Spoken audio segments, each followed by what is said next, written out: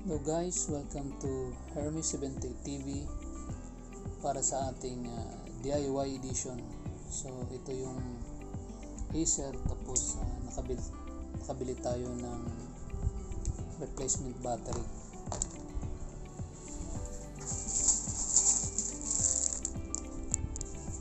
So ito yung replacement battery at saka ito yung original. So yan. Halos magkapareho sila, pero pag tinignan mo yung kapal na lang battery na to, mas makapal yung replacement, so mas manipis tong luma. So tanggalan natin, so bubuksan naman natin ito ulit. Madali lang naman to guys, no? Kailangan nyo lang ng mga tools tulad ng ganito para mabuksan ito.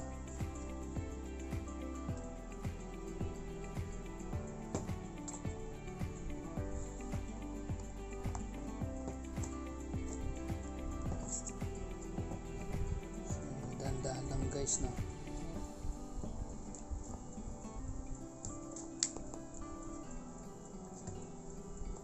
Tapos pwede nyo na siyang gamitan ng ganito, yung plastic, para maiwasan yung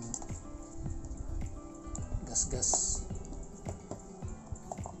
Pwede rin naman kayo gumamit ng screwdriver, no? So yan.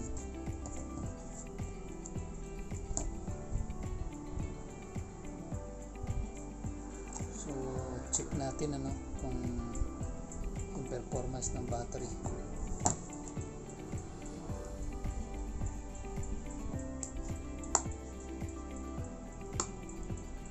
Yan ang nakagandaan dito, pag ito yung ginamit ng pagbukas. So hindi siya magagasgas, plastic kasi ito. Actually madali lang naman buksan ito. So ang ating DIY natin ngayon is itong Acer Iconia.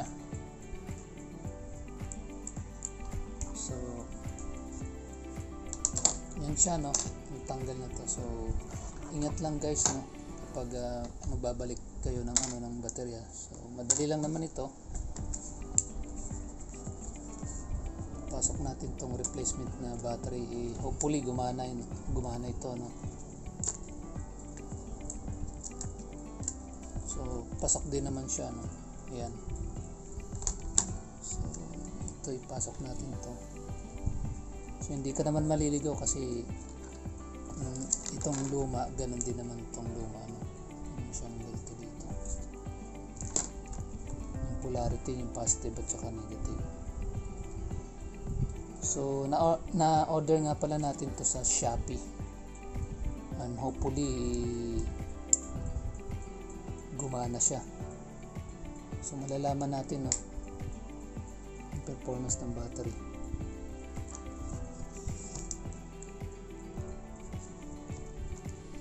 Sabi ng binilan ko, meron daw tong 6 months na warranty.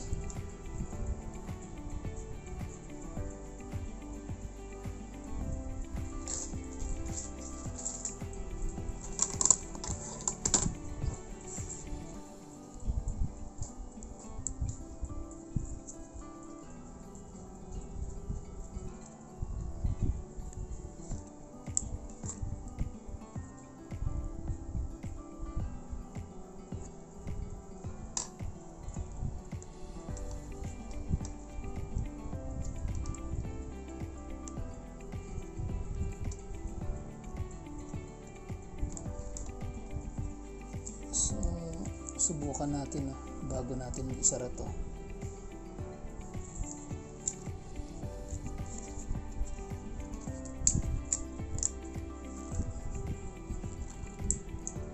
Tingnan natin kung mag-on siya.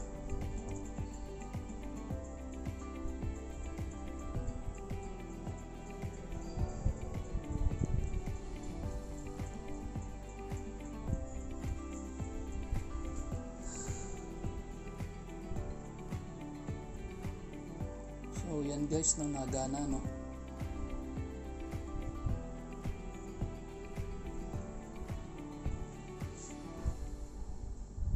So hopefully magtagal siya.